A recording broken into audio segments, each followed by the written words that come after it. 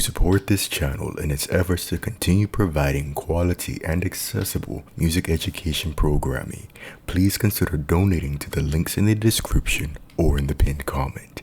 Thank you.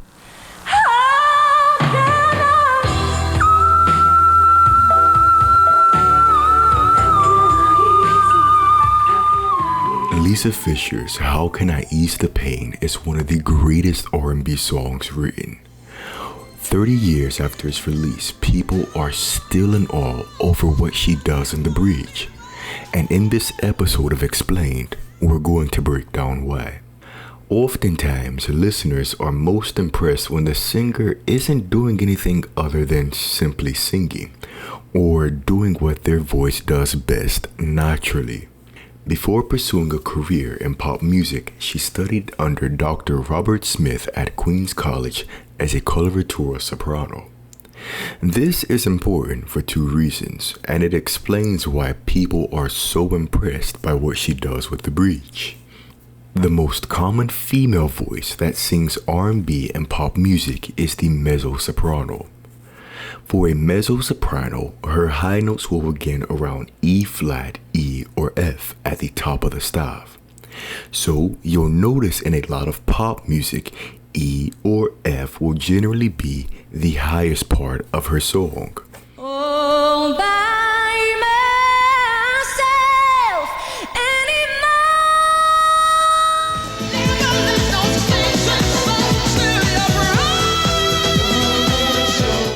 Like, how often would say like a soprano period or yourself, how often are you expected to go above that? The high C? Mm-hmm. In the dramatic repertory, not very much at all.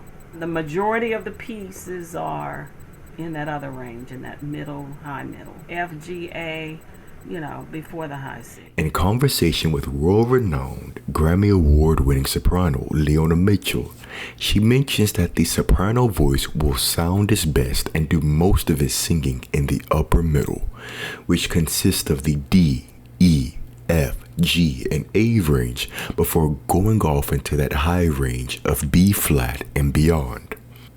Lisa is an authentic high voice. This bridge sits between D and G at the top of the staff, or the upper middle, or known as where the soprano voice sounds its best.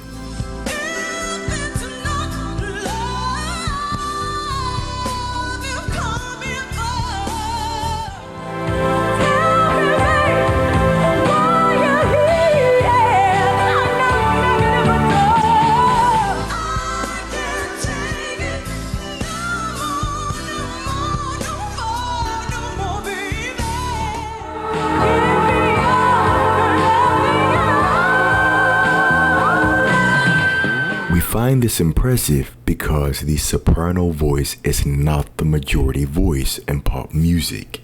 Many pop divas will hit a high D, E, or G, but in this bridge, Lisa is staying on these notes and she is not coming down. She's not doing anything special other than what her voice type or the soprano voice does best. As Mitchell mentioned, a true soprano voice will have the energy to sustain lines of D, E, F, G, and A before sailing into that higher range above B flat. Lisa goes all the way up to high G.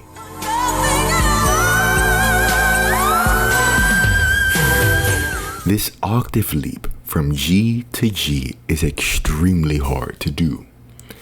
There are two muscles that control the voice.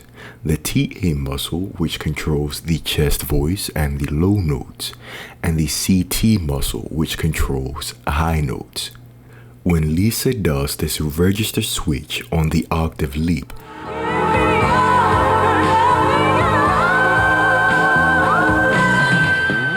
the muscles are making a very hard switch for Lisa to get from this part of her range to the very top. Lisa's training as a coloratura soprano will also help you understand how she will modify this song in the future.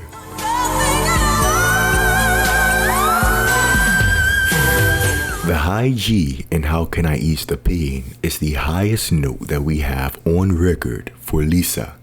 In classical music, for the highest of the high sopranos, high G or G sharp is at the very, very end of their ranges.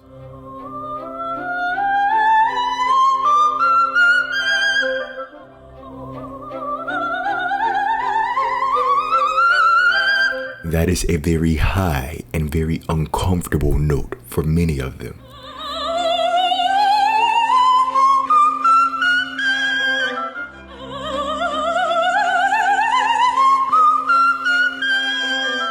After all, does Lisa look like she's having fun singing a high G?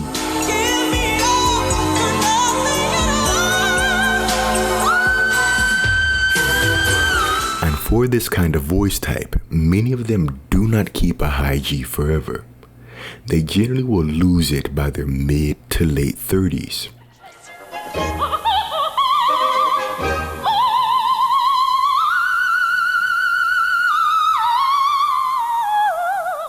For context, classical soprano Diana Damrau made her early career singing the highest of the high soprano repertoire.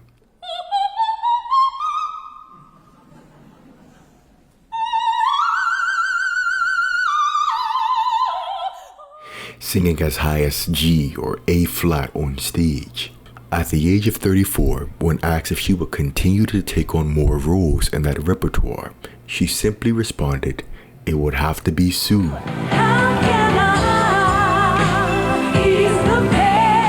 How Can I Ease the Pain was released in 1991. Lisa was 33 years of age, and that's around the age where these voices may have trouble with those very, very extreme notes. If that was indeed the case, it would explain why she began to swap out the high G in exchange for an high E.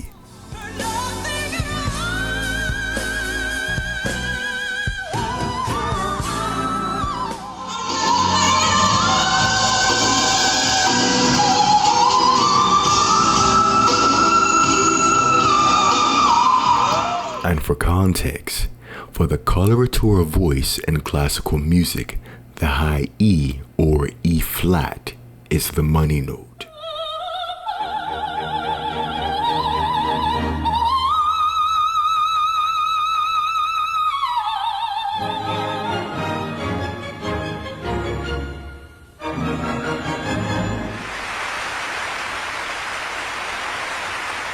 So long story short, the bridge of How Can I Ease the Pain is nothing but a sopranoing.